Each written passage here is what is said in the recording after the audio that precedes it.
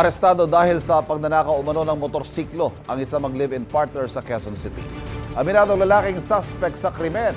Tumanggi naman magsalita ang babaeng suspect. May unang balita si James Agustin.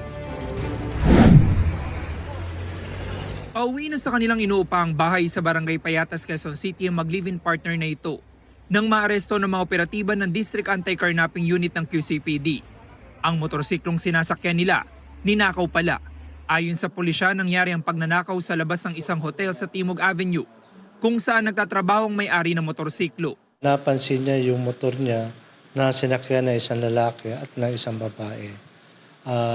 Pilit niya itong hinabol, ngunit hindi niya ito naabutan. Yung kumuha ng nasabing motorsiklo, nakilala niya dahil ito ay regular na nagsasadya doon sa nasabing hotel. Nang i-report sa pulisya na pag-alaman na dati nang may record ang mga sospek, kaya mabilis silang natuntut. Ang lalaki ay may kaso sa droga, ganun din sa pagsusugal, at may kaso din na robbery snatching. Yung namang babae ay may kaso sa droga. Nabawi mula sa mga sospek ang ninakaw ng motorsiklo. Aminado ang 41 taong gulang na lalaking sospek sa nagawang krimen. Nagipit lang po ako.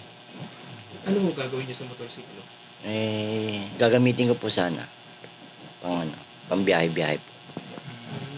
Pero wala po akong plano ibenta. Pang ilang beses niyo na po? Ngayon lang po. Tumanggi naman magbigay ng pahayag ang 52 taong gulang na babaeng sospek.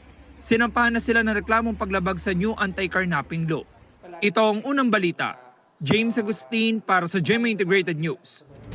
Kapuso, huwag magpapahuli sa latest news and updates. Maging una ka sa balita at mag-subscribe sa YouTube channel ng GMA Integrated News.